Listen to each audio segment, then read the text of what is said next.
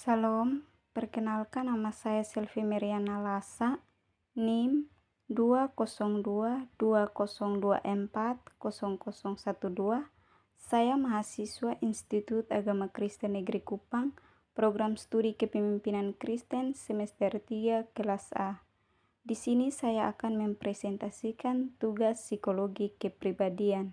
Tema yang akan saya presentasikan yaitu psikologi kepribadian Carl Jung, yang terdiri dari beberapa subtema yang akan dibahas, yaitu yang pertama biografi Carl Jung, yang kedua struktur kepribadian Carl Jung, yang ketiga tipe kepribadian Carl Jung, yang keempat perkembangan kepribadian Carl Jung.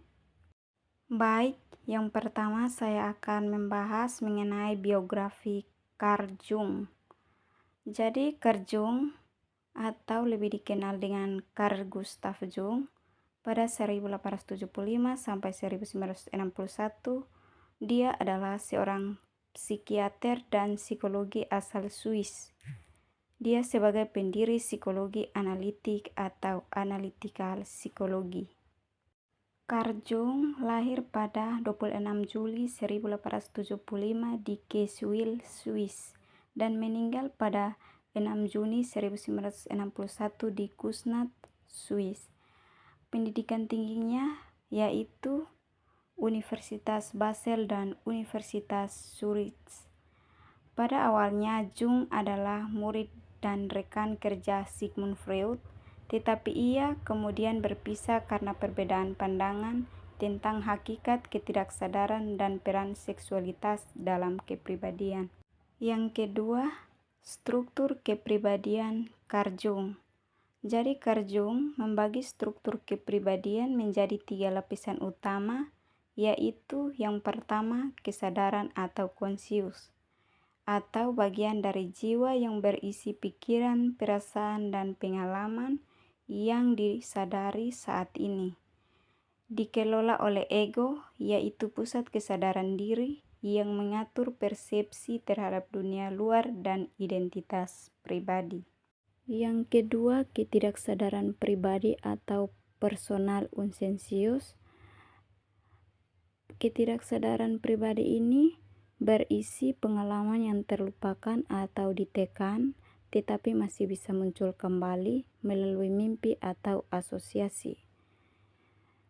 Ketidaksadaran pribadi ini terdiri dari kompleks, yaitu kumpulan pikiran atau emosi yang berpusat pada tema tertentu, misalnya kompleks ibu dan kompleks kekuasaan. Ketiga, ketidaksadaran kolektif atau kolektif unconscious. Ketidaksadaran kolektif ini merupakan lapisan terdalam jiwa yang bersifat universal dan diwariskan oleh seluruh umat manusia. Mengandung arketipe, yaitu pola atau simbol dasar yang muncul dalam mitos, legenda, dan mimpi. Contohnya, ibu, pahlawan, bayangan, dan diri. 3. Tipe kepribadian Carl Jung. Jadi Jung mengemukakan bahwa setiap individu memiliki cara khas dalam berhubungan dengan dunia yang ditentukan oleh 2 sikap dasar dan 4 fungsi psikologis. A. 2 sikap dasar. Yang pertama ekstrovert atau extroversion yang berorientasi keluar pada dunia sosial dan aktivitas nyata seperti energik, mudah bergaul, dan senang berinteraksi. Yang kedua introvert atau introversion yang berorientasi ke dalam pada dunia pikiran dan perasaan sendiri, seperti reflektif, pendiam, dan lebih menyukai aktivitas individu. B. 4 fungsi psikologis. Yang pertama, berpikir atau thinking, yaitu menilai sesuatu secara logis dan rasional. Yang kedua, perasaan atau feeling, yaitu menilai sesuatu berdasarkan nilai dan emosi. Yang ketiga, penginderaan atau sensing, yaitu memahami realitas melalui panca indera. Yang keempat, intuisi atau intuition, yaitu menangkap makna dan kemungkinan secara simbolik.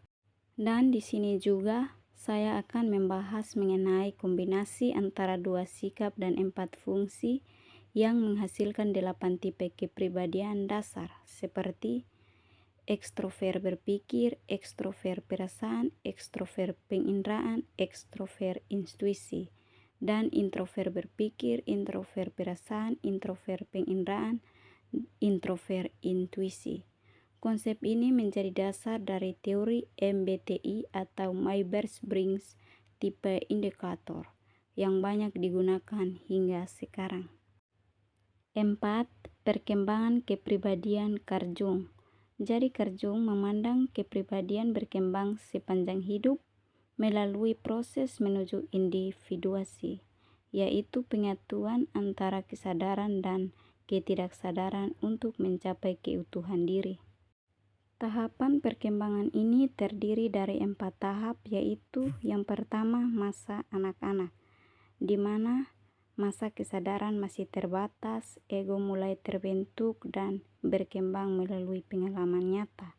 Yang kedua masa remaja dan dewasa awal, di mana masanya fokus pada dunia luar, pencarian identitas, pekerjaan, hubungan sosial, dan cinta. Yang ketiga, masa parubaya, yaitu di mana masa individu mulai meninjau kembali makna hidup dan mulai mengenali sisi-sisi diri yang tersembunyi dalam ketidaksadaran. Yang keempat, masa tua, di mana masa proses penyatuan diri atau self-realization atau individuasi mencapai puncaknya. Individu menerima seluruh aspek dirinya, baik sadar maupun tak sadar. Dari presentasi tersebut, saya mengambil kesimpulan bahwa teori kepribadian Carl Jung menekankan bahwa manusia tidak hanya dipengaruhi oleh masa lalu dan dorongan biologis, tetapi juga oleh simbol, pengalaman batin, dan tujuan spiritual. Jadi tujuan akhir pengembangan kepribadian menurut Jung adalah mencapai keutuhan diri atau self melalui proses individuasi. Demikian hasil presentasi dari saya. Terima kasih.